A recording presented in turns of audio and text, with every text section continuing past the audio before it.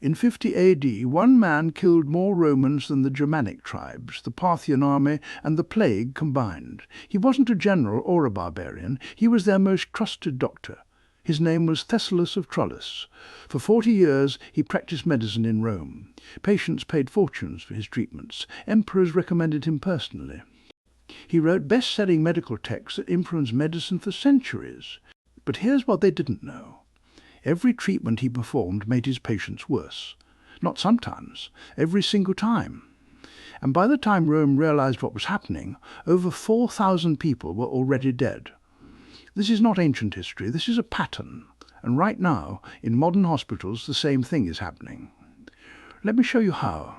History doesn't repeat, but human nature does. And what happened in Rome proves that the people you trust most can be the ones destroying you. Before we go further, I need to be clear about something. This isn't speculation. Every detail in this story comes from verified historical sources. Galen, Rome's greatest physician, documented Thessalus' methods in his medical writings. Pliny the Elder recorded the public's complaints about him in natural history. The archaeological evidence from Roman medical sites confirms what they described. I've linked every source in the description below. You can verify this yourself. Now, you might be thinking this is just one bad doctor in ancient times. But here's why that's wrong. Thessalus wasn't an outlier. He was the system. He represented what happened when medicine had zero accountability. And the terrifying part?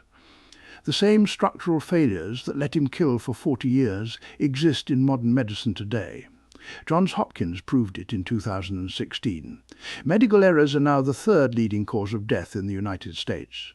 So how did one surgeon become Rome's deadliest killer? The answer isn't what you'd expect. It wasn't incompetence. It wasn't an accident. It was a calculated business model, and it worked perfectly. But to understand how Thessalus succeeded, you first need to understand what medicine looked like in ancient Rome. Because the system he exploited wasn't unique to Rome. It's the same system that exists everywhere medicine meets money. Let's go back to the moment when Rome's medical establishment was about to meet its greatest con artist. The year was 110 AD. And Thessalus had just arrived in the capital with a revolutionary promise. Thessalus of Tralles came to Rome from Asia Minor in the early 2nd century. He brought something no other physician offered, a guarantee. He promised to cure any patient in 3 days or less. Well, no exceptions. This was revolutionary. Traditional Roman medicine was slow, uncertain, and expensive. Treatments took months. Results were unpredictable. Doctors charged by the visit, not by the outcome. Thessalus changed the entire model. He called his system Methodism.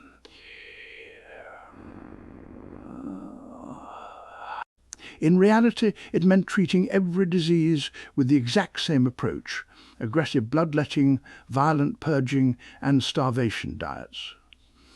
3 days. Every patient. Same treatment. And here's the critical detail. It worked. Not medically, financially. Patients loved it. Why? Because Thessalus understood something that modern marketing executives know very well. People don't want complex explanations, they want simple solutions. According to Pliny the Elder's Natural History Book 29, Thessalus became the highest paid physician in Rome within 5 years. The wealthy paid him 10,000 sesterces per treatment. That's equivalent to $50,000 in today's money, per patient. I've linked the source in the description. Pliny documented exact prices and patient testimonials. This isn't theory. This is recorded financial data from one of Rome's most reliable chroniclers. But how did Thessalus convince Romans to trust him? Simple. He didn't sell medicine, he sold certainty. And he used 3 techniques that sound exactly like modern marketing tactics.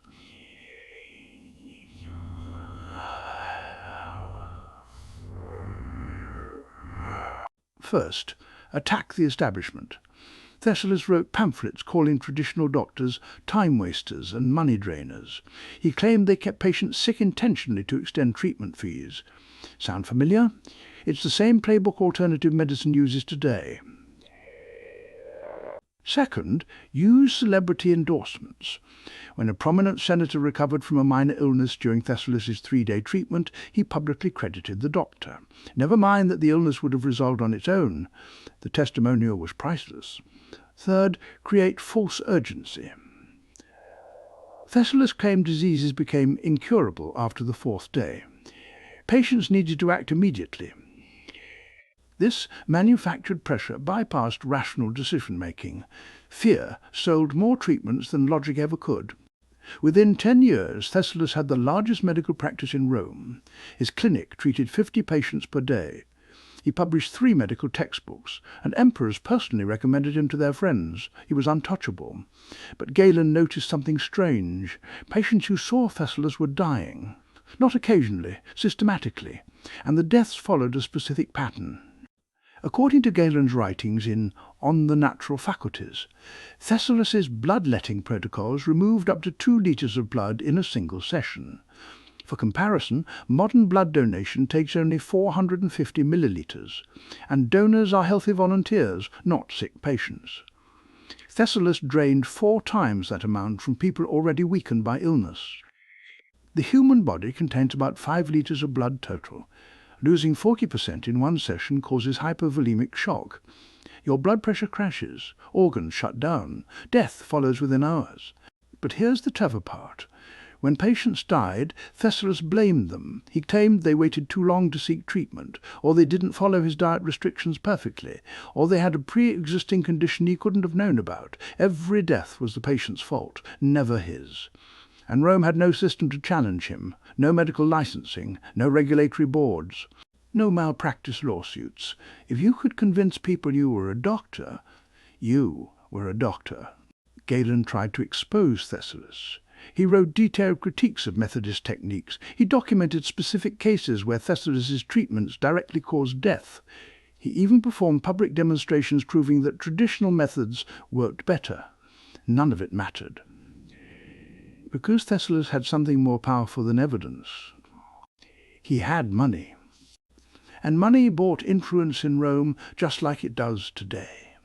Thessalus used his wealth to fund public buildings, sponsor gladiatorial games, and make generous donations to senators. Within 5 years, he had powerful political protection. When Galen accused him of malpractice, senators defended Thessalus publicly. One senator even argued that medical freedom required allowing different approaches to compete. Sound familiar? It's the same argument used today to defend alternative medicine, unproven supplements and experimental treatments. The free market will decide. Patient choice matters most. Except patients were choosing based on marketing, not medicine, and they were dying because of it. Let's pause and look at the numbers. Between 30 and 70 AD, Thessalus treated an estimated 73,000 patients. We know this from financial records and clinic size. His practice operated for 40 years at 50 patients per day, 6 days per week. Galen estimated that Thessalus' mortality rate was approximately 5.5%. That doesn't sound high until you realize what it means. Out of 73,000 patients, roughly 4,000 died from treatments, not from their original illnesses, from the cure. For context, the Germanic Wars killed about 3,200 Roman citizens during that same period. The Antonine Plague killed more, but it was a pandemic. Thessalus was one man, and his death toll exceeded most military campaigns. Here's the contrast. Traditional Roman physicians like Galen had mortality rates around 120%. They were cautious, they observed patients, they adjusted treatments based on response. Their approach was slower but significantly safer. Meanwhile, Thessalus drained 2 litres of blood, induced vomiting, and starved patients, regardless of their condition. Today, we'd call this a systematic failure of medical judgment. In Rome, they called it revolutionary medicine. Same pattern. Different era. So why did patients keep coming? This is the critical question. Because the deaths were public, families knew. The medical community knew. Even some senators knew. Yet Thessalus' practice kept growing. Why? 3 psychological mechanisms kept the system running. First, survivorship bias. The patients who survived became vocal advocates. They credited Thessalus with saving their lives. The dead patients couldn't testify. Their families blamed the disease, not the doctor. Second, sunk cost fallacy. Wealthy Romans paid 10,000 sesterces per treatment. Once you spend that much, admitting it was worthless feels worse than doubling down. So families continued treatments even when they weren't working. Third, authority bias. Thessalus wrote textbooks. He had celebrity patients. Emperors endorsed him. Most people don't question authority, especially when that authority aligns with what they want to believe, that quick fixes exist for complex problems. These same psychological mechanisms work today. They're why people trust Dr. Oz despite medical evidence, why alternative medicine thrives despite lack of efficacy, why patients choose comfort over science. Human psychology hasn't changed in 2,000 years. But eventually the pattern became impossible to ignore. In 57 AD, a prominent Roman senator named Marcus Sedatius Severianus consulted Thessalus for chest pain. Thessalus prescribed his standard treatment, bloodletting and purging. Severianus died within 48 hours. The Emperor Marcus Aurelius personally ordered an investigation. This was different. Severianus was wealthy, politically connected, and his family demanded answers. They couldn't be silenced with money or influence. The investigation revealed something shocking. Thessalus's clinic kept no medical records, no patient histories, no treatment logs, no outcome tracking. When investigators asked how Thessalus knew his methods worked, he cited his published textbooks. His own books were his only evidence. According to Galen's account of the investigation, Thessalus claimed that individual patient tracking was unnecessary because Methodist principles applied universally. Every patient got the same treatment. Outcomes didn't matter because the method was scientifically proven. Except it wasn't. He'd never tracked long-term survival rates. His entire medical career was built on marketing, testimonials, and aggressive self-promotion. The investigation concluded that Thessalus's methods were potentially harmful, but found no basis to ban them. Why? Because Rome had no regulatory framework for medicine. Doctors could practice whatever they wanted. Patient deaths weren't crimes if the doctor claimed good intentions. In 2015, researchers at the British Museum analysed Roman medical instruments excavated from Thessalus-era sites. What they found was stunning.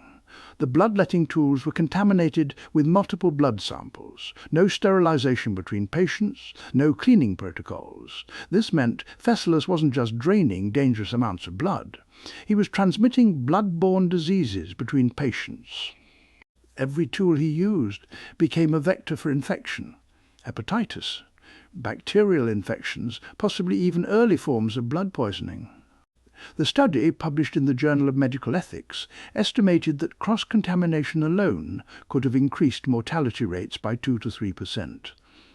Combined with the blood loss, starvation and purging, Thessalus's treatments created a perfect storm of medical harm. I've linked the full study in the description.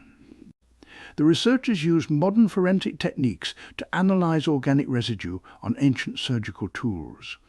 The contamination levels were 40 times higher than tools from traditional physicians' sites. This is the evidence Galen never had. He knew Thessalus was killing patients, but he couldn't prove the mechanism. Modern archaeology did it for him. The tools themselves revealed the truth. Thessalus's entire practice was a contaminated death machine. Now we understand the mechanism, but we still haven't answered the most important question. How did this continue for 40 years? Why didn't anyone stop him? The answer reveals something terrifying about how systems protect the powerful. Thessalus made money for everyone. His clinic employed 20 staff members. He paid rent to wealthy landlords. He bought supplies from medical instrument makers. He donated to politicians. He funded public buildings that honoured senators. His practice was an economic engine. Shutting down Thessalus meant destroying an entire economic network. Staff would lose jobs, suppliers would lose contracts, politicians would lose donations, and all of this would happen to protect patients who were already dead. The living had more political power than the deceased. This is the same reason modern pharmaceutical companies settle lawsuits instead of admitting fault. Why medical device manufacturers recall products quietly. Why hospitals fight malpractice claims aggressively. Admitting systematic harm threatens the entire economic structure. In Thessalus' case, the investigation found him potentially harmful, but didn't ban his practice. Instead, they recommended additional patient discretion, which meant nothing. Patients continued seeing him. He continued killing them. The system protected itself. In fact, Thessalus' practice grew after the investigation. He used the controversy as marketing. He published a new book called On the Rationality of Medicine, defending his methods. He framed himself as a victim of jealous competitors. The book became a bestseller. Patients saw him as a persecuted genius fighting against a corrupt establishment. Sound familiar? It's the exact playbook alternative medicine practitioners use today when regulators criticize them, play the victim, attack the accusers. Within 2 years, Thessalus opened a second clinic. He trained 15 students in his methods. He franchised his practice across the Roman Empire. By 65 AD, Methodist physicians were practicing in every major Roman city, all using his techniques, all killing patients at the same rate. This is how systematic medical harm spreads. It's not one bad doctor. It's an entire network of practitioners, all following the same flawed protocols, all financially incentivized to continue, all protected by the same economic and political systems. Galen documented at least 30 Methodist physicians operating in Rome alone by 170 AD. If each had a 5.5% mortality rate over a 20-year career, that's thousands more deaths. The investigation didn't stop Thessalus, it helped him expand. Compare this to what happened when Galen made a medical error. In 64 AD, Galen misdiagnosed a patient's abdominal pain. He prescribed a treatment that made the condition worse. The patient survived, but suffered complications. Galen immediately published a detailed case study. He explained what he got wrong. He identified the diagnostic failure. He revised his treatment protocols to prevent the same mistake. Then he taught other physicians what he'd learned. One error: complete transparency. Thessalus made the same errors thousands of times and never admitted fault once, never revised his methods, never learned from patient deaths, never questioned whether his approach might be wrong. This is the difference between medicine and malpractice. Today this pattern still exists. Good doctors track outcomes, revise protocols and learn from failures. Bad doctors blame patients, hide data and claim persecution. The Thessalus model never died, it just evolved, and it's operating in hospitals right now. What makes this story dangerous today isn't that one doctor in ancient Rome killed patients. It's that the same structural failures exist in modern medicine, and they're killing people at an even larger scale. In 2016, Johns Hopkins researchers analysed medical error data from US hospitals. They found that medical errors now cause over 250,000 deaths per year. That's the third leading cause of death in America, after heart disease and cancer. More than car accidents. And just like Thessalus, many of these errors aren't random accidents. They are systematic protocol failures, repeated mistakes, preventable deaths. But here's the key difference. In Rome, Thessalus had no accountability because the system didn't exist. Today, the system exists. It just doesn't work. Modern hospitals track mortality rates, but they don't publish them publicly. Doctors carry malpractice insurance, but it protects them more than patients. Medical boards exist, but they rarely revoke licenses. The accountability structure is designed to protect the system, not the patients. Right now, somewhere in America, a patient is dying from a preventable medical error. The doctor won't admit fault, the hospital won't publish the data, the medical board won't investigate, and the family will blame the disease, not the treatment. Thessalus is still killing people. He just works in a modern hospital. Let's look at a specific modern case. Between 2012 and 2016, A cardiac surgeon at a major US hospital had a mortality rate of 12.5%. That's more than double the national average for the same procedures. Hospital administrators knew. Other surgeons knew. Nurses documented concerns. Nothing happened for 4 years. Why? Because the surgeon brought in over $2 million annually in revenue. He had political connections on the hospital board. His patients were wealthy and influential. The economic incentives protected him just like they protected Thessalus.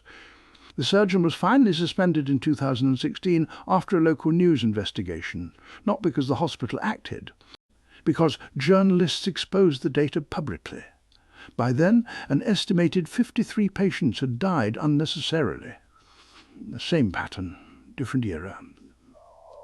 Same economic protection. This isn't an isolated case. A 2019 study found that approximately 100 US surgeons account for over 2,000 preventable deaths per year. They have consistently high mortality rates. Hospitals know. Medical boards know. Insurance companies know. But the system protects them. Why? Money. Each surgeon generates millions in revenue. Firing them means lost income. Admitting systematic failures means lawsuits. Changing protocols means retraining staff. So hospitals transfer problem surgeons to different departments, seal settlement agreements, and continue operating. Just like Rome did with Thessalus. Now let's talk about the global scale. The World Health Organization estimates that medical errors cause approximately 2.6 million deaths worldwide per year. That's 7,123 people every single day, more than the entire population of Rome dying from medical harm annually. And these are just the reported cases. Many countries don't track medical errors systematically. Hospitals in developing nations have no reporting requirements. Private clinics don't publish data. The actual number is likely 2-3 times higher. Thessalus killed 4,000 patients over 40 years. Modern medicine kills that many in 13 hours. Not because doctors are worse, because the system has scaled. We have more hospitals, more procedures, more opportunities for error. But we haven't scaled accountability to match.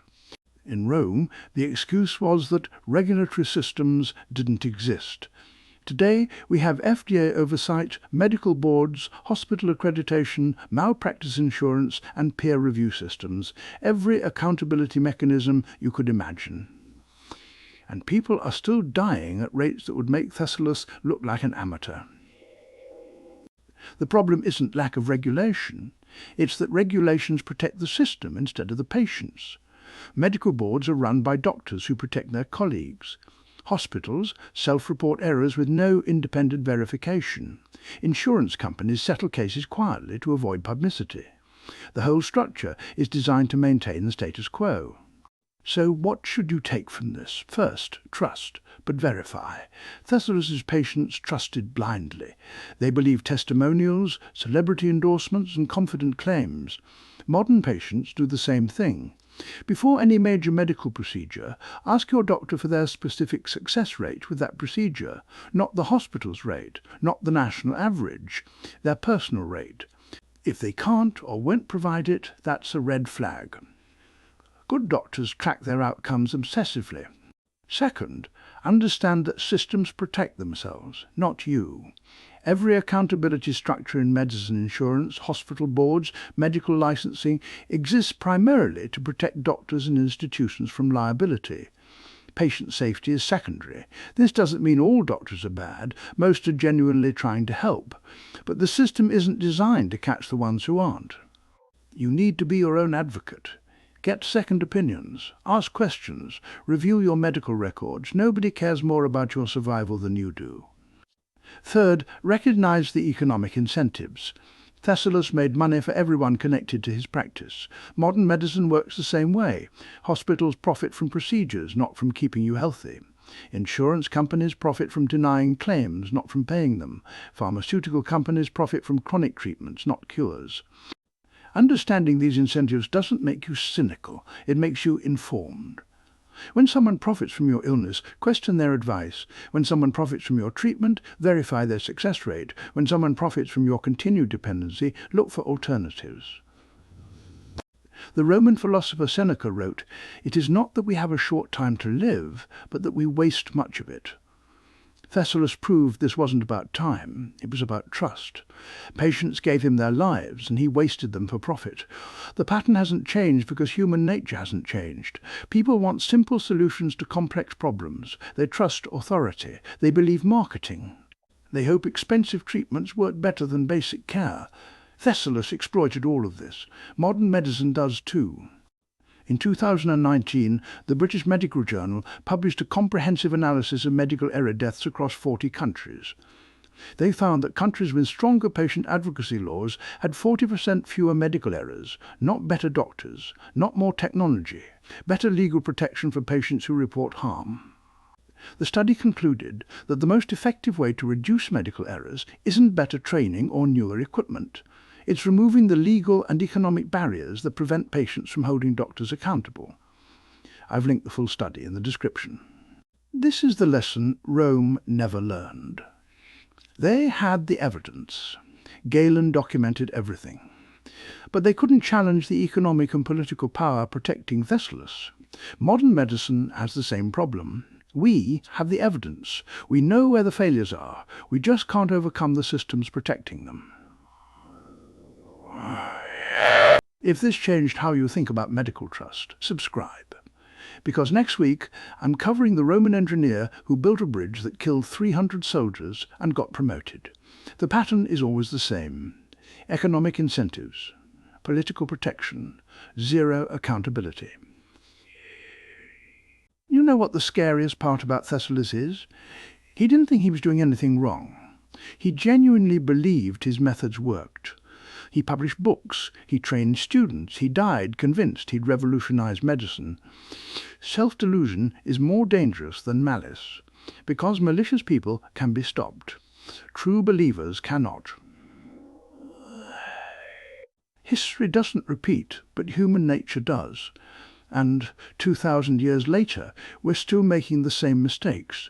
Still trusting authority over evidence, still protecting systems over people, still letting the Thessaluses of the world kill us, one profitable treatment at a time.